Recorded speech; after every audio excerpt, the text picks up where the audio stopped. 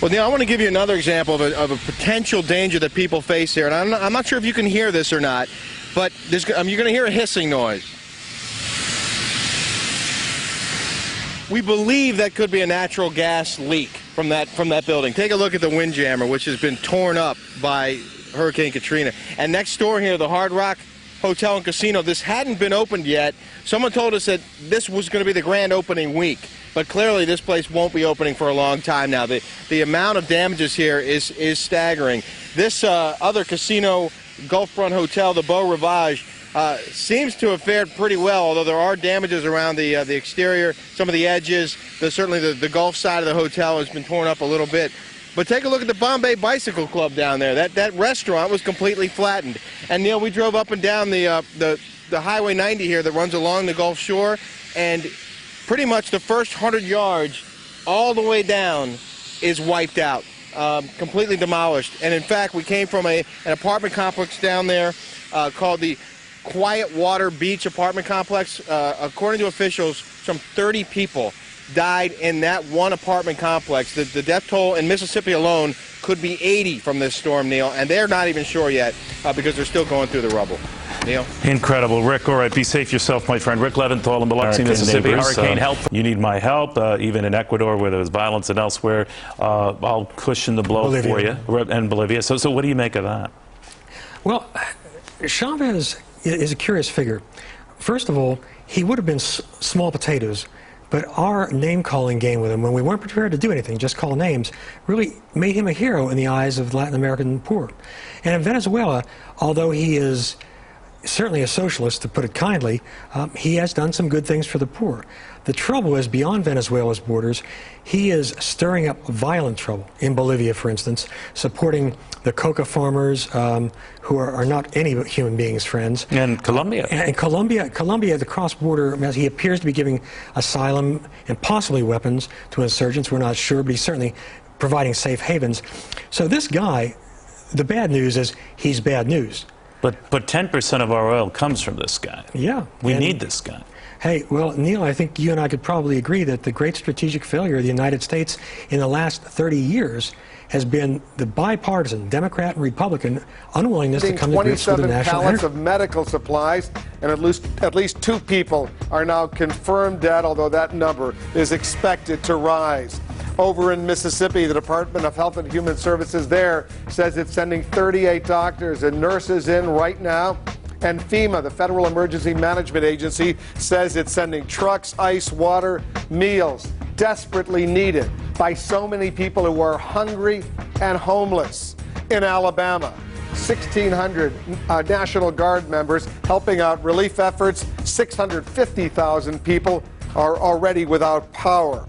That number continuing. We're getting some new video in right now as well. New video of the Superdome in New Orleans. Check out that roof. That roof severely damaged by Hurricane Katrina. That's what it looks like right now. But we're told that there's water outside of the Superdome, and that water is seeping in as well. We also want to share with you some other new pictures that literally are just coming in to CNN. Our photographer, Jacek Schneider, has just come back from the hurricane zone, and he brought the video in to CNN Center by hand. He's joining us now live from Atlanta. Jay, tell our viewers where you were and what you saw.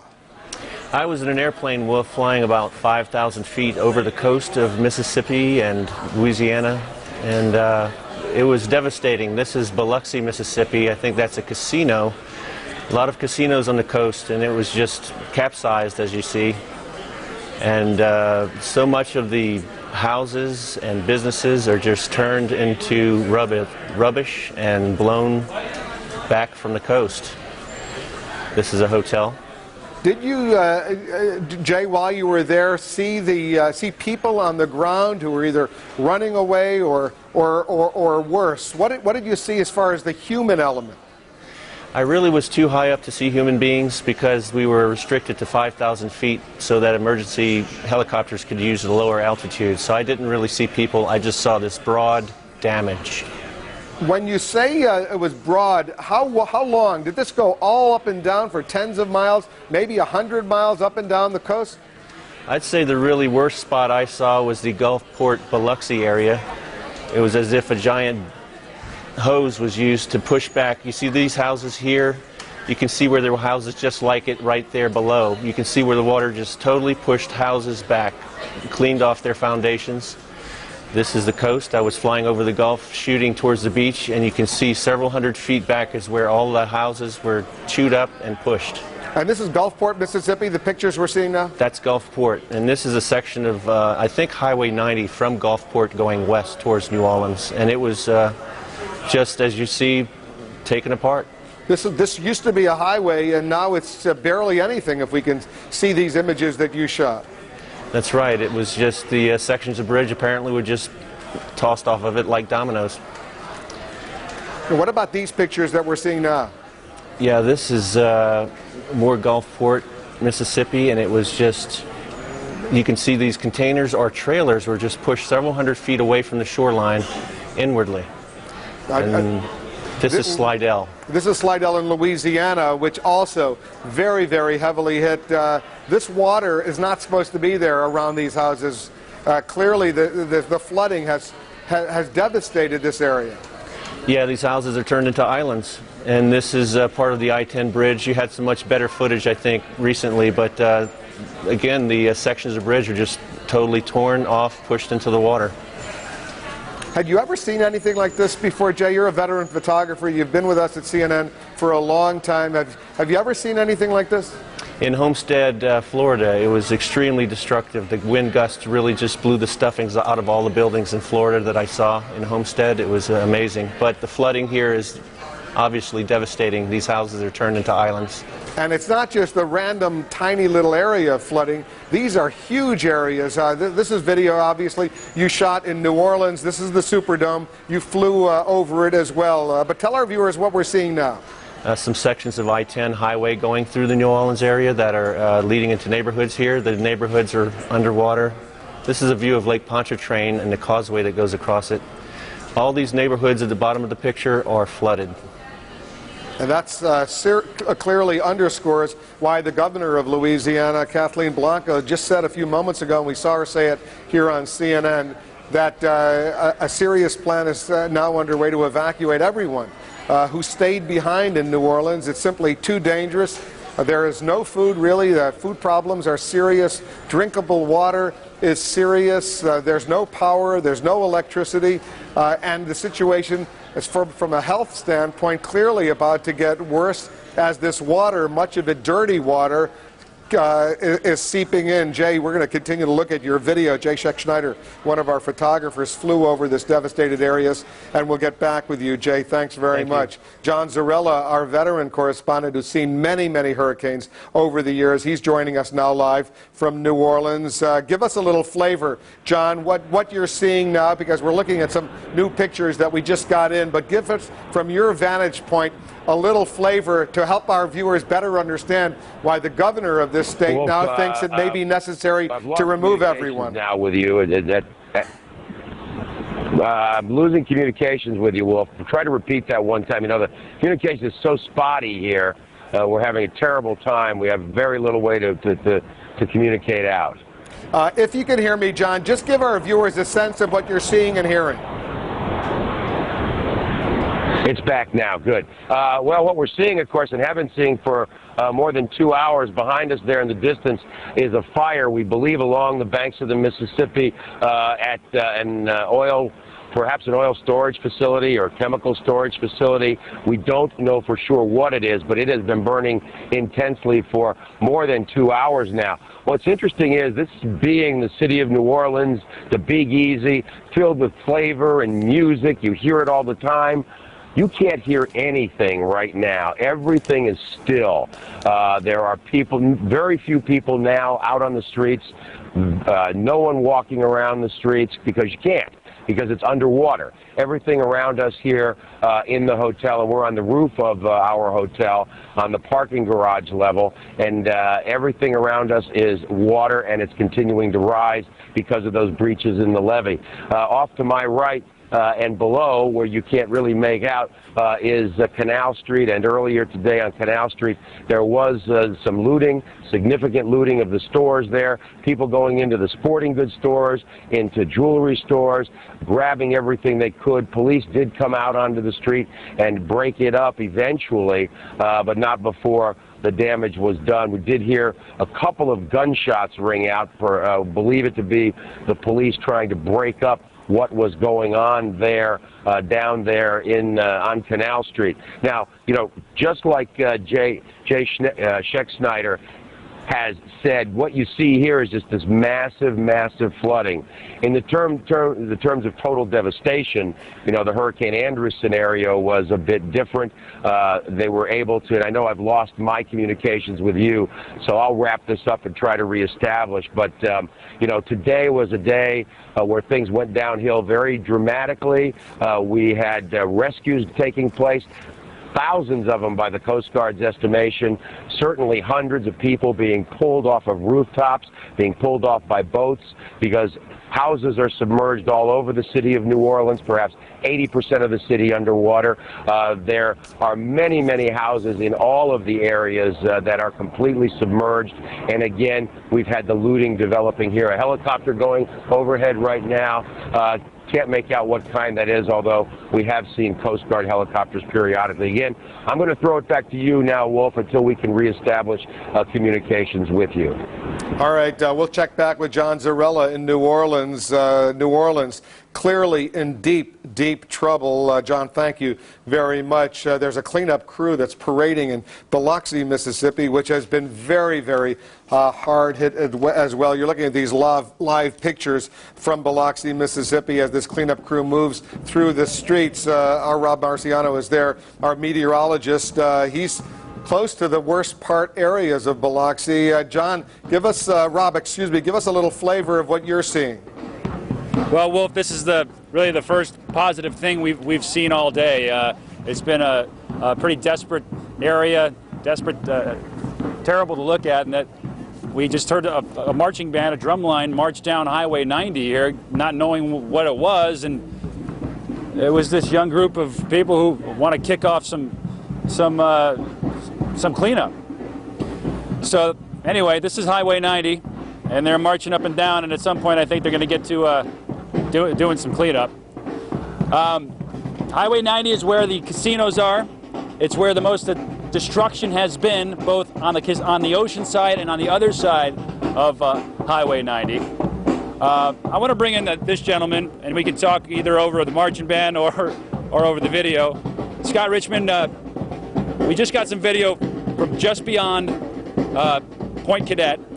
Tell me what you saw down there, so you can better describe it than I can. Well, Rob, Biloxi is a peninsula, and down there where 4 casinos, well actually 3, no 4, it's the end of the peninsula. And I was a senior in high school when Hurricane Camille hit in 1969, and I have never seen destruction on this magnitude like this. It's incredible. I drove down there, and there's just everywhere, even blocks off the beach, there's just houses that are just demolished in the middle of the road. There's people sitting on the side of the road. They look stunned. I've never seen anything like this. Well, how do you feel about this marching band, this drum line coming down? What do you feel about that? I'm not sure. I just got back from driving down to my, I worked for the Grand Casino in Biloxi. I don't know when it will even be back. I'm beginning to feel like I don't know if some of the people are going to rebuild. I'm kind of scared because the Grand Casino, which is huge, it was actually about a half a mile, quarter of a mile off its moorings, and it was in 2 pieces, and it was on the north side of the Highway 90, and it's just completely destroyed. If you go up to the entranceway where the casino should be, it's just broken concrete and the sound.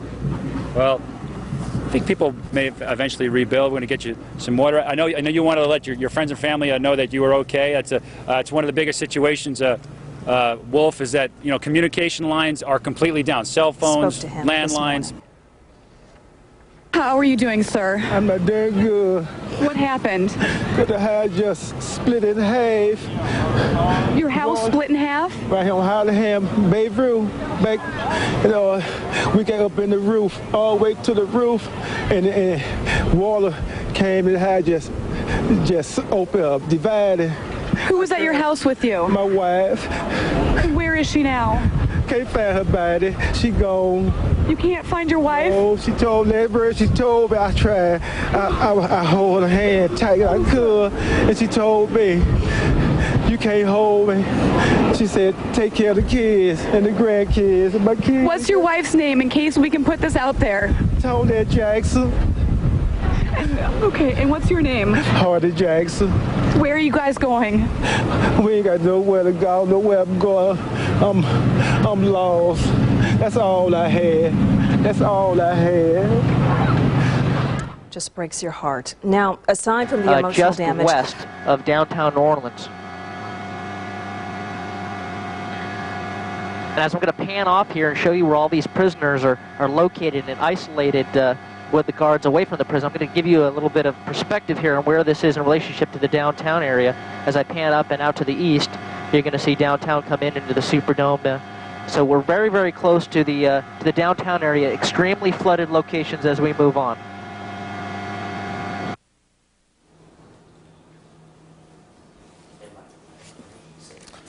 And so there we had it, moved into that area as well. And these are other pictures that we're getting in from our affiliates showing the degree of this flooding that has taken hold of this city. This is yet another rescue operation unfolding. Our affiliate KRIV, another Coast Guard basket, in effect, going down. Some individual stranded atop a roof, and the Coast Guard bringing that individual into this Coast Guard helicopter. This is a dangerous operation. These individuals have to hold on very tightly as that basket is literally brought into that helicopter as it hovers over the area. This has been going on and on and on. More than 1,000 individuals, we're told by the Coast Guard, have now been rescued in this way, and they say it's going to continue, perhaps even after it gets dark in New Orleans, because so many people are. How old's your baby? Three days old. And what have you been going through the last couple of days? I've been scared for me and my baby because the water was so high and I didn't know how to swim. Oh, I was scared. Where were you? On Ellen and Galvez. Were you in a shelter or a house? It was a house. Where'd you have the baby? At university. And you were already home? No, we were trying to stay, but they said they were shutting it down, so we had to leave. I wish I would have gone to Florida. What's happening here? What are we looking at? I mean, with this boat and these people.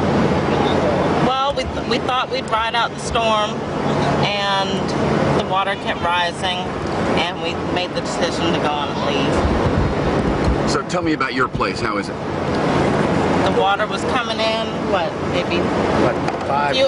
Yeah. It just kept rising overnight, and when we got up this morning, it was bad. I probably lost my house. So this is it. This is all we have right here. I can't understand that. I just can't understand that, man. It's just ridiculous, man. I can't believe it. I fell asleep when I woke up, laid across the bed. So I'm going to relax a while at the rain stopped. The house was 3 feet of water in the house. 7.5 hours, we was out in the storm. We sat on top of the truck because the house filled with water, and I thought the water was going to come up continuously. We could constantly come into the house. So we sat outside in the storm on the truck while the truck floated around, holding on to electric cables. You guys gonna be all right? It's gonna be hard. She all right now? She in the boat, huh? Right. Just relax, all right? We're gonna take care of you, I promise you. Okay? We're here to help you. We right here. I got you, madam, right here. Just hold on. I got him, man. Come on, I got you. Get him, Alvin. There you go. I got you, madam. Get him, Alvin. I got you, ma'am. There you go. Hey, now. Put your head.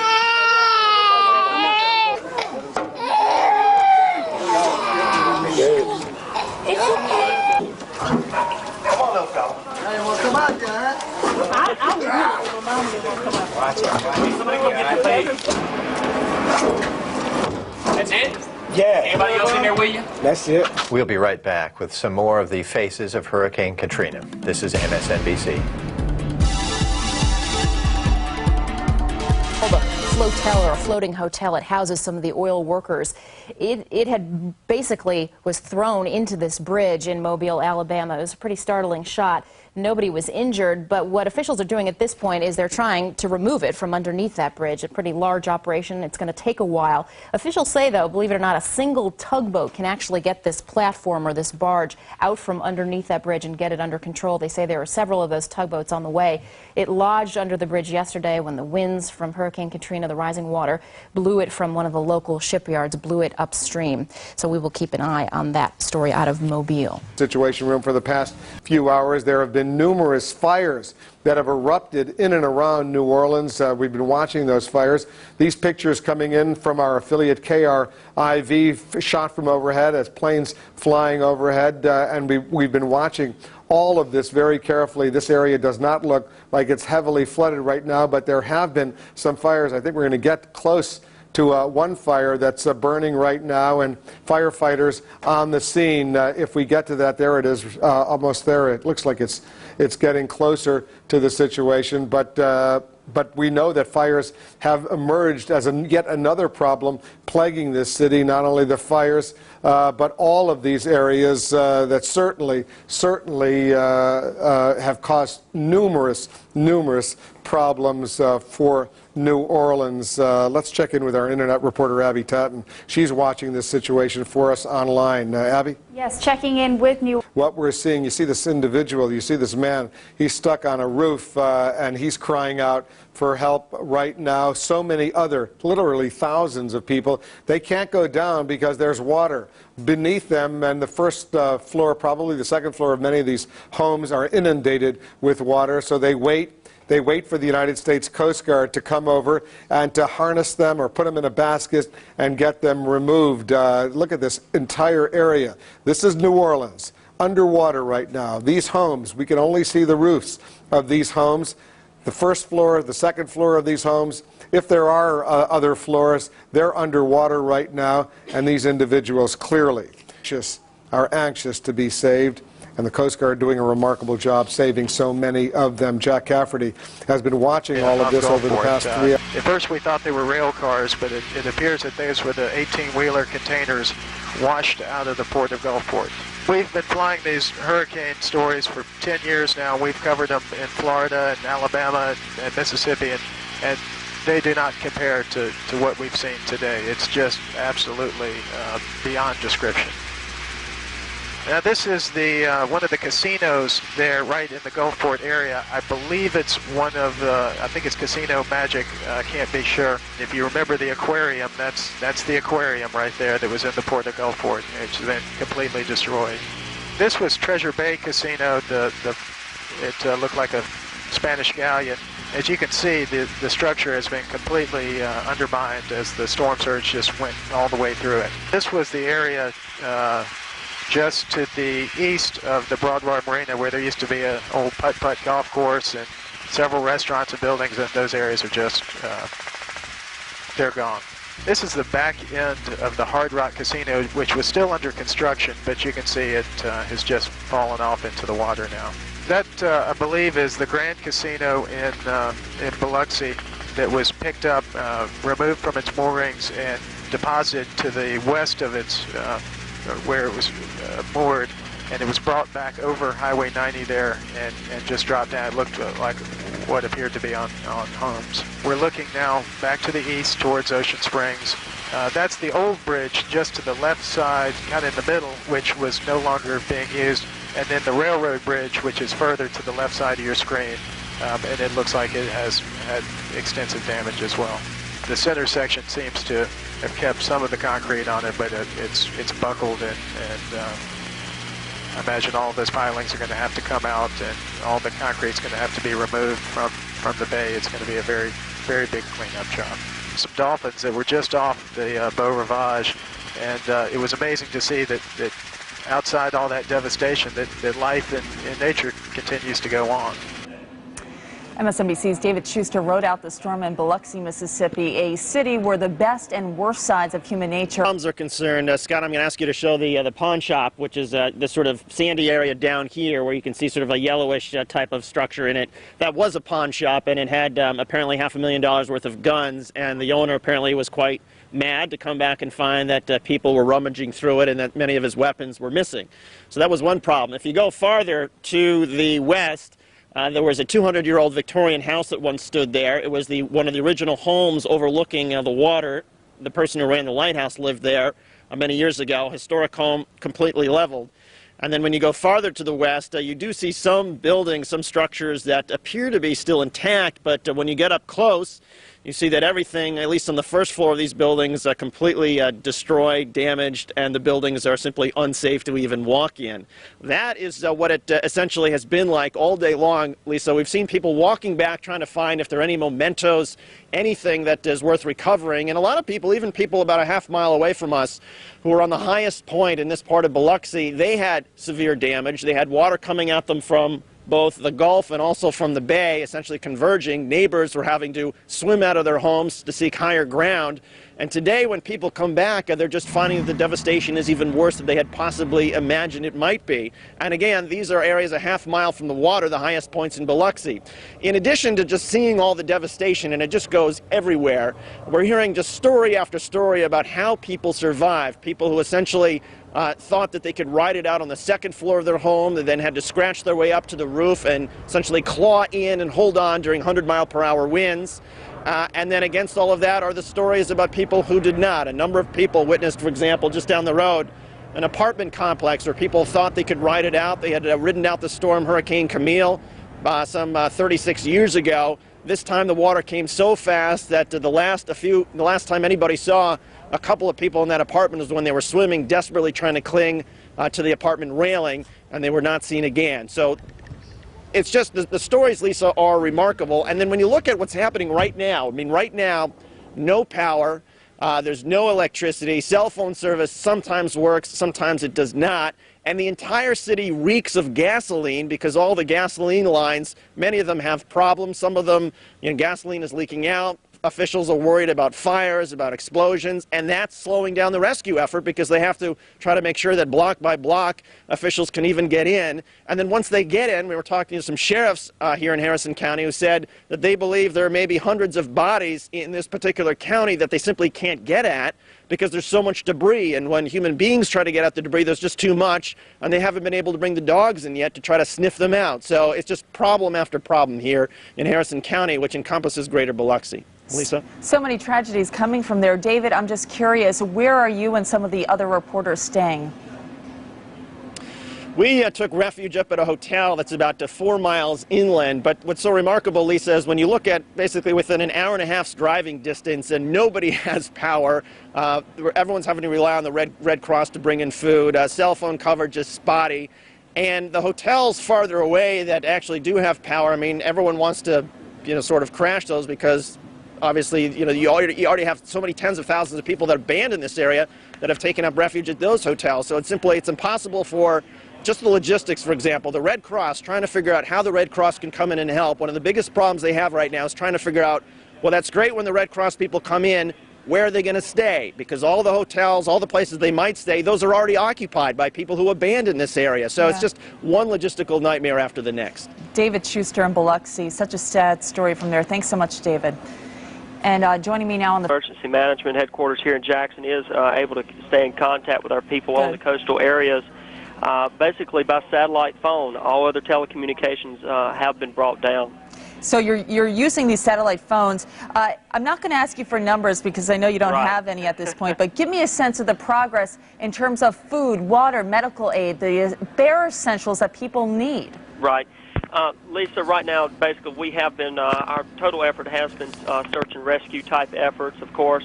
Second part of it is the Salvation Army as well as the American Red Cross have been having people headed down that way all day long with what is called canteens, basically mobile kitchens. They're headed that way right now as we speak. Mick, have you ever seen anything like the damage that we're looking at right now? Lisa, no, we have not seen anything like this type of damage. There were several of us sitting around the office a few minutes ago watching some of the same footage that you were watching, And, you know, we can't believe this is actually Mississippi. You know, we've seen this in Florida before, but we've never seen this since Camille came through Mississippi. You are balancing so much today, so many priorities. What's on top of that list? Again, number one priority today was search and rescue, totally search and rescue. The other part of that, of course, is to make sure that the hospitals that are operational down there on the coastal areas, that we're getting fuel to the generators there to keep those hospitals operational, as well as water. You just heard David Schuster reporting from Biloxi saying, hey, these roads are completely blocked off. There's debris everywhere. How are your workers getting to the places they need to go? Lisa, we're just doing the very best we can. We're moving it as we go. Just one by one, hand by hand. That's right, Lisa. And are you worried that there are people trapped inside their homes who are unable to get to their roofs and call for help? Well, of course we are, Lisa. We had accounts even right before the hurricane actually hit where people were saying that they were trapped in their roofs, where the water was rising, they couldn't get out. I mean, those are the type of calls that we were getting. Toughest part of your job right now, Mick? The toughest part of my job right now is receiving calls from from people that are wanting to get in touch with their loved ones and not being able to. That's the toughest part right now. And what are you telling these folks? Well, actually, there is a number that is set up through the American Red Cross for them to call, and that most of them are calling into. The only problem is American Red Cross is experiencing the same thing we are with jammed calls. So that's the best we can do, because keep in mind, you know, all telecommunications in that area is brought down. So we're kind of in the same areas as they are. Mick Bullock, sounds like you're doing the very best you possibly can under terrible circumstances. Thanks so much for filling us in. All right, thank you, Lisa. Continued luck to you. Floating hundreds of yards inland. Take a look at some video that we shot across the area throughout the afternoon, and you know, the pictures pretty much describe the story. Roofs ripped off of established structures, homes either hollowed or completely flattened. And you know, Biloxi is a city that's surrounded really on three sides by water. There's a bay that goes around the back side of the city, and then they have the Gulf of Mexico on the front side of the city, so there was really no escaping this. Folks on the beach and inland got a piece of this storm surge, and for many folks, what they've told me and some of the watermarks we've seen, it looks like the storm surge easily got to 23, 24, 25 feet, maybe even higher in some cases, and that would surpass it past Camille. There were mandatory evacuation orders, so when you see the pictures that we showed you of the homes flattened, you know, you're thinking, well, there shouldn't be any people in there. Well, unfortunately, not everybody left, and the stories of survival that we've been hearing throughout the afternoon are quite vivid. Everything from people holding on to the tops of their roofs, to swimming from one roof to the other, to strapping mattresses together to somehow create some sort of flotation device. Honestly, stories that I've heard of hurricanes in the 1950s and 60s, stories that you wouldn't think you'd hear for today, because we have such great satellite and radar and computer technology and can give such advanced warning. Why we're telling these stories of survival today is really beyond me. But I think one of the other reasons that people were they were a little bit apathetic because of Camille, especially people that had lived through Camille. They said, well, I survived that. This is not going to be that big of a deal. Well, this storm was bigger than Camille, and at one point, stronger. So I think some of the waters from the Gulf of Mexico just kept on coming, and it's just unbelievable to see firsthand. The camera doesn't really even do it justice. From Biloxi, Mississippi, Katie, back over to you. And it's not going to be easy, and we'll have to be patient, but we're going to get it done. Haley, can we talk to you again tomorrow night?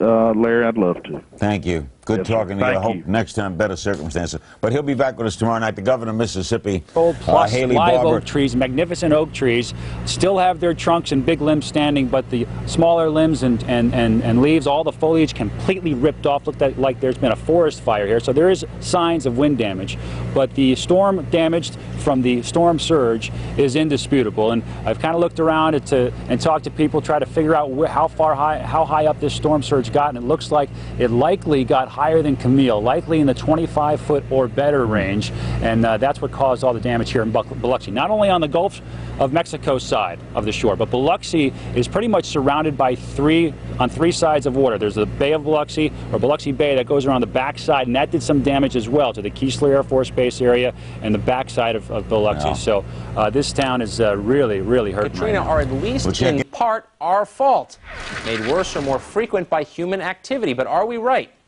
Dr. William Gray is one of the nation's foremost hurricane experts. He joins us from Colorado State University, where he's a professor of atmospheric science. Dr. Gray, thanks a lot for coming on. One of the most offensive things...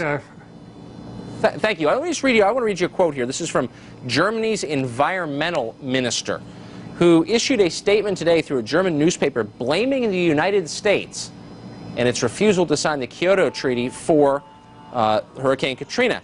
It says that the cost to the United States is profound because of events like Katrina, and it's because, quote, of our neglected environmental policies that we have hurricanes like this. Is that true? That's ridiculous. Absolutely ridiculous. Those of us that have been studying these storms a long time, I've been around about 50 years, and a lot of my older colleagues, this is a natural event, and it's a very unfortunate one, but it's certainly within the natural range of things, and there's no reason at all to think that human-induced global warming is the cause of this. Now, we have had some global warming the last 30 years and the last 10 years. I don't have any doubt about that, but we've had a pickup of Atlantic Basin major hurricanes, that's the Saffir-Simpson Category 3, 4, 5, since 1995, but we haven't had that many hit the coast. We've had 41 major Atlantic Basin hurricanes since 95, and even if you include Katrina, we've only had 6. Well, then why? Well, I'm sorry to interrupt you, Doctor, but then why would this know-nothing German minister, Jürgen Tritten, claim, apparently on what he says is some evidence, that it's our fault that this hurricane struck the Gulf Coast? Is there any evidence at all to suggest that, or is he just making it up? No, not at all. He doesn't know anything about hurricanes. I mean, this topic of human-induced global warming has gone out of the objective scientific realm into the political one, and we have no reason to think that humans are in any significant way making the globe warmer. Yes, the globe has gotten warmer, but in my view and others, it's due to the ocean currents changes and other features that are well within the natural range of things. Well, Dr. Gray, at some point we're going to have a fundraiser for you, raise some money, and have you go over to Germany and set those Germans straight. I think you're just the man to do it, but in the meantime, I want to thank you for coming on our show. You were terrific. All right, well, thank you. Thanks, Dr. Gray. Still ahead of the situation, the oil storage facility to suddenly suffer multiple explosions. Even when we sent our producer crew around the bridge to get a better look at it, this is about a half hour after the initial explosions, they heard several more. So once again, another day here in New Orleans, another day where the city seems to be deteriorating a little bit, but the refugee crisis seemingly having a little more optimism than it has the other day. President Bush just spoke on the air address to the nation, saying the results of this relief effort are not acceptable. Edwin King, you're an evacuee, you're a refugee. Yes, I take it you agree with the president? Yes, sir. Yes, sir. Because looking around and seeing a lot of dead bodies, seeing people in need of food and shelters, it's sort of hard to accept the way things are right now. But again, as citizens of New Orleans, we need to just calm down and relax and let the officials do their job. All we can do now is just pray and hope things will be okay. All right, thank you very much, Mr. King, and good luck to you. The plan from the Federal Emergency Management Agency, in conjunction, of course, with the Louisiana Department of Homeland Security and Emergency Preparedness, is to get more supplies in here, more truckloads, more convoys. In fact, we see a convoy of buses. They'll be coming in my background here in just 1 second. Everybody, why don't you get in off the middle of the street here? Just watch yourselves. Food and water is promised to be coming in. We have seen more truckloads coming in today, full of water. About 20 minutes ago, we saw bottle after bottle distributed, the big gallon, half-gallon sized bottles of water. Come on out. Can we see these buses from, how far can we reach, Scott? Come on out. All right, well, the buses have parked, but the buses are exactly what all these people here are hoping for. And with that, I don't know if you might get a glimpse of it right there. With that view of the buses, that's what the people here are just waiting for. Their trip out of New Orleans to shelter, to food, to water, and some relief. promised to be on the way in much more intense force today and tomorrow. Back to you in New York. All right, Phil Keating live in New Orleans. We'll check back with you. The state of Texas now committing to taking a huge number of evacuees from New Orleans. At least 11,000 refugees are finding shelter at the famous Houston Astrodome, and now other cities and shelters are taking in thousands more. Fox News correspondent Jeff Goldblatt is live in Houston, Texas with that. Hi, Jeff. Greg, good morning. The generosity of Harris County and the state of Texas is readily apparent. There are 12,000 people have now been sheltered behind me in the Astrodome, with another 4,000 getting shelter here in Harris County. Even we had the waft of bacon in the air this morning, which I'm sure is something they did not have in New Orleans for several days, let alone any kind of food. But that said, the shelter reached its capacity here at the Astrodome at 9 last night. And there are buses that have been turned away all last night. They're in a waiting situation, a staging situation. People inside are definitely getting some triage. They're being looked at by physicians. They are getting some food and medicine, but they're going to be brought to other places in Texas, like Dallas and San Antonio. And in the meantime, you have people sitting in the parking lot. I've seen some people sleeping in the parking lot this morning, and many of them are just frustrated, characterizing it to me like another punch in the gut. I'm joined right now by Dr. Stuart Udofsky. You are a psychiatrist, and you've looked at a lot of these people coming off the bus. What's your... Storm left hundreds of birds and animals to roam the streets. While nearly all of the animals at the Audubon Zoo in New Orleans are safe tonight, there remain concerns about wild animals on the loose around that city. To discuss the very real problem of animal displacement, I'm joined now by Ron McGill of the Miami Metro Zoo. Mr. McGill, thanks a lot for joining us. My pleasure, Tucker. So what kind of animals might be on the loose in New Orleans tonight?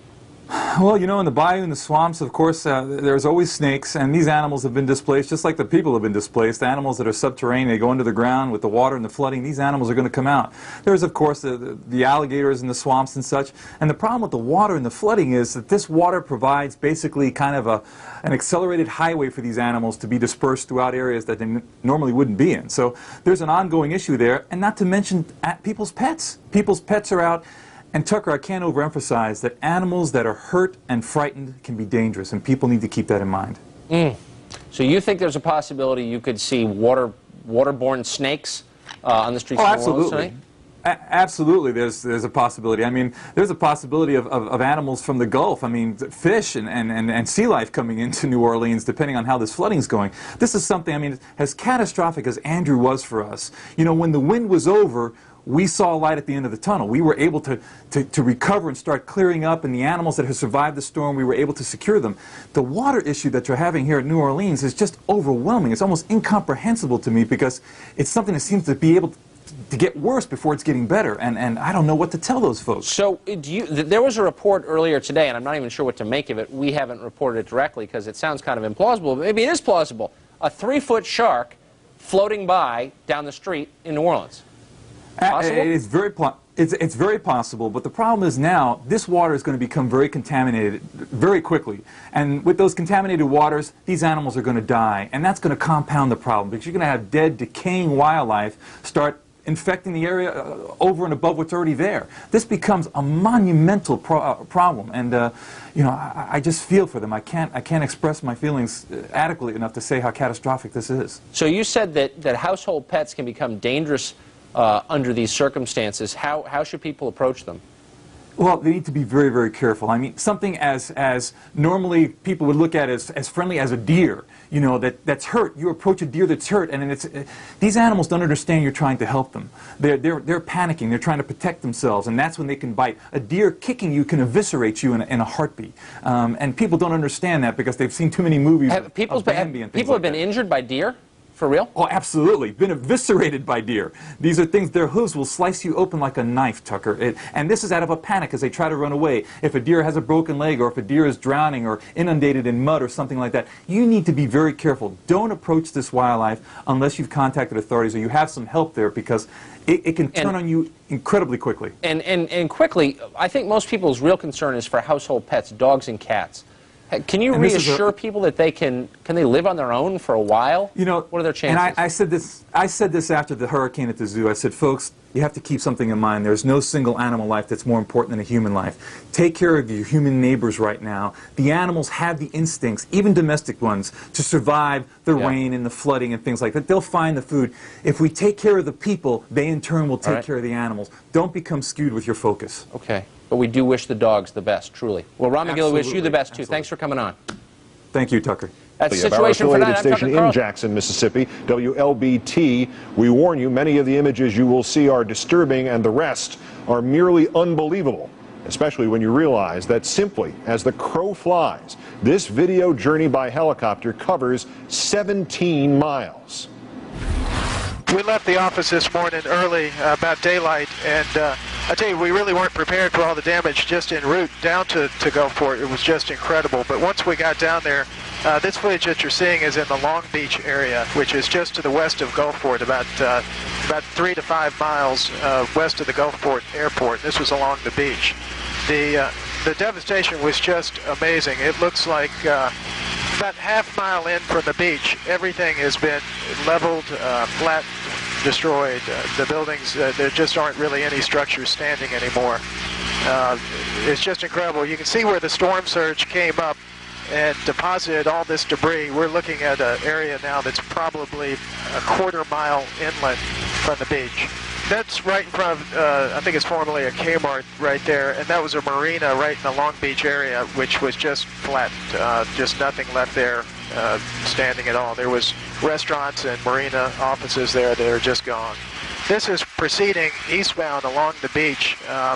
The Gulfport Airport's just to the north of this area, and as you can see, it's everything was destroyed. The homes, businesses.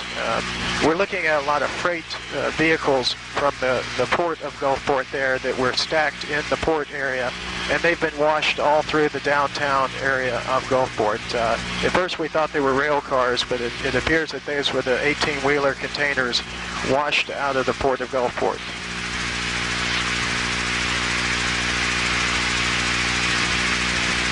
Well, so we've been flying these hurricane stories for 10 years now. We've covered them in Florida and Alabama and Mississippi, and they do not compare to what we've seen today. It's just absolutely beyond description.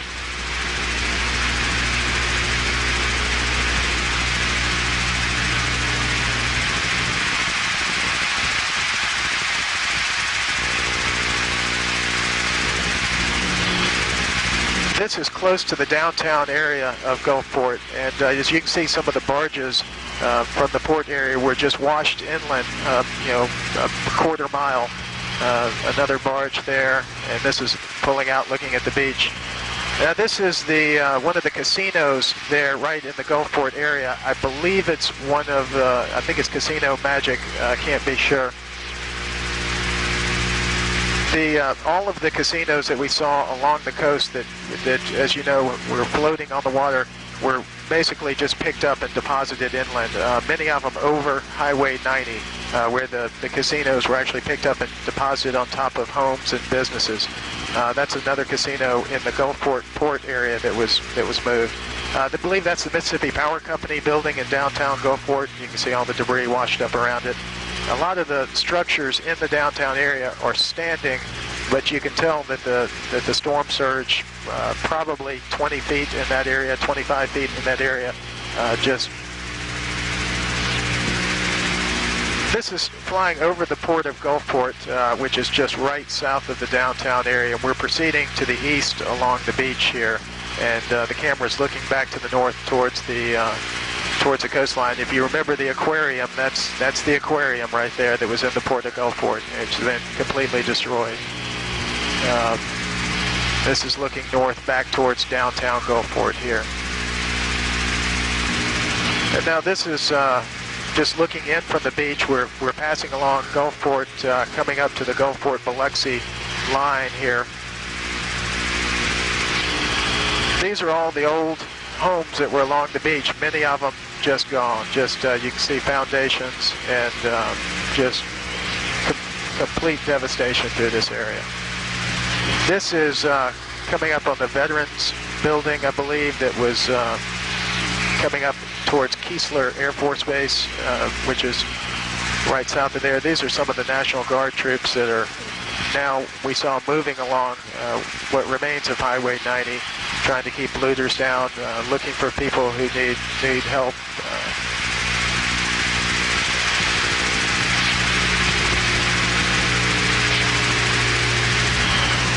Gulfport, the water tower remained intact, but not much else did along here.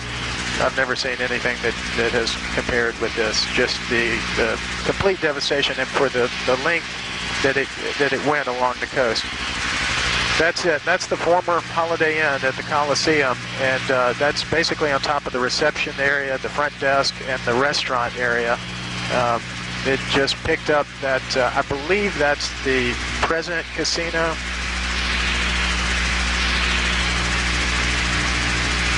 This is the old Broadwater Marina. As you can see, there's no structure left standing here. This is where the President Casino was moored, right here at the... This was Treasure Bay Casino. It looked like a Spanish galleon. As you can see, the structure has been completely undermined as the storm surge just went all the way through it. It's still not up on the beach, but it has been essentially destroyed. This was the area just to the east of the Broadwater Marina, where there used to be an old putt-putt golf course and several restaurants and buildings, and those areas are just, they're gone.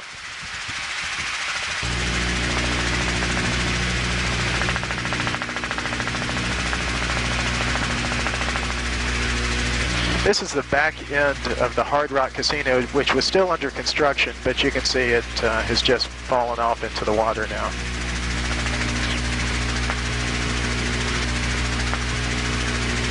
It's going to be a big job. We saw so much damage leaving Jackson all the way to Gulfport. Power lines down everywhere, rail lines blocked with trees and debris. Hattiesburg had extensive damage, and there we flew over the downtown area in University of Southern Mississippi.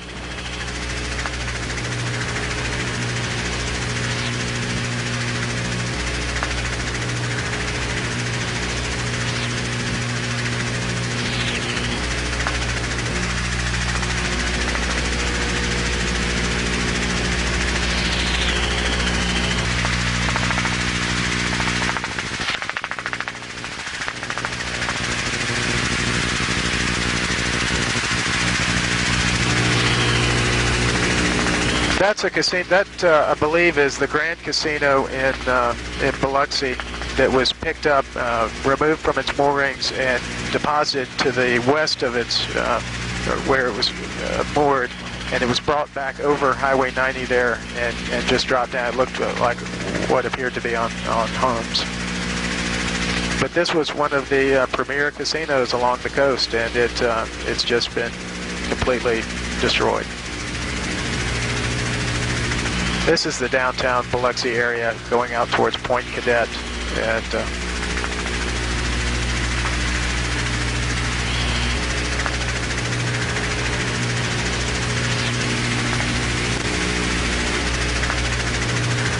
it looked like the storm surge came all the way through this area.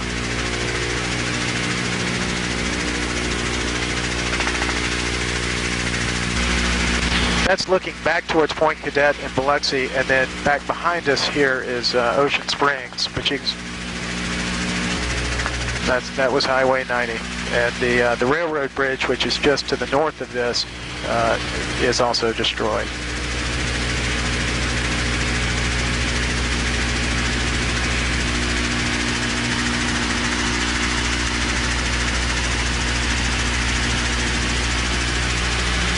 Yeah, there's nothing left of this, and it's going to be a major job to remove all of that concrete and debris for navigation, for ships in the area, and rebuilding it for Highway 90. It's going to be a long, long process.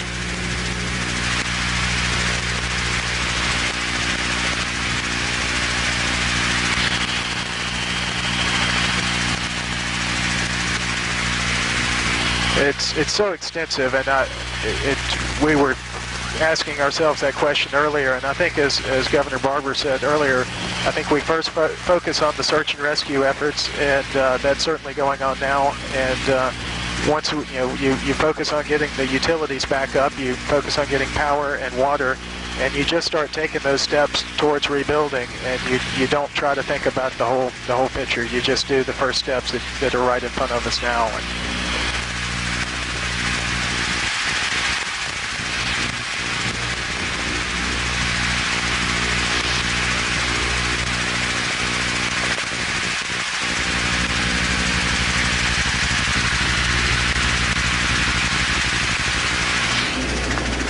Coit Bailey of WLBT right now. in Jackson, Mississippi. And this is the down below, out by the pool area. We're not sure what was supposed to be in here, but clearly there was a drop ceiling of some kind.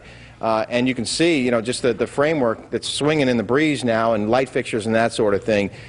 We talked to a contractor who helped build a cafe upstairs, and he was just shaking his head, Bill, the extent of the damages here. Rick Leventhal from Biloxi. Rick, thanks. We'll check back in later throughout the afternoon there in Biloxi. In the meantime, though, massive destruction. Further east of Rick's location, this is in Alabama, Dolphin Island there. That storm surge, said to be 22 to 25 feet high in parts, just ripped across the barrier island south of Mobile. This is a location that was hit hard just 10 months ago when Ivan came through. The community of 1,200 now deserted. Dozens of homes, we are told, are demolished. Shrimp boats piled on top of other boats, no roads visible, and cell phone and radio towers destroyed. Emergency workers say if anyone tried to ride out the storm on the island, they have no idea what happened to them. The U.S. Navy now sending 4 ships from Norfolk, Virginia to areas off the Gulf Coast to help with efforts there. The amphibious ships will also carry water and supplies to the region. Military helicopters, Sea Stallions, and a Seahawk flying into flooded parts of Louisiana and helping in the search and rescue efforts. And thousands of National Guard troops already in Louisiana, already in Mississippi and Alabama, helping out with the operation there. And also we're getting word about search dogs coming in, and we've seen some videotape already today going through rocks and various areas of debris. When we get more on this story and about what they're doing and about what they're finding here, it is a story that continues to grow literally by the hour. As for the White House, the president ending his vacation 2 days early, leaving Waco any moment, flying back to the White House to address this very scene here. The pictures you are seeing have told a story of absolute destruction, not just in terms of physical cost, but also the human cost now that has been brought to Louisiana and Mississippi and Alabama. In the state of Mississippi, they're saying 110 are dead and believed dead in Harrison County. And they hope it'll be much more peaceful. As you're talking, Jeff, we are looking at some pictures of New Orleans where the flooding is still considerable, of course, in that city. But we do understand, as we've been looking at these pictures, that the city of New Orleans is pretty much stabilized as far as the flooded areas are concerned, and even by some accounts may have receded a little bit. That's going to be a lot of bit, though, because 70 to 80% of that city is flooded because of the levee breaks. There was a third one found yesterday, and because so much of New Orleans is below sea level. Some cases 10 to 15 feet below level. On average, it's about 8 feet below level. Some of it above, so when you see shots of New Orleans and some of the office buildings and that sort of thing which are not flooded, that's the exception rather than the rule. And these pictures are live pictures from a helicopter just coming out. Again, talking to Jeff Goldblatt, he's in Houston where they've taken those folks from the Superdome, or are in the process of doing so. I'm guessing also there are questions now, Jeff, about the health of the people who were staying in the Superdome. The sewage was not being evacuated properly. You had contaminated water in that area, and these people may have some health issues.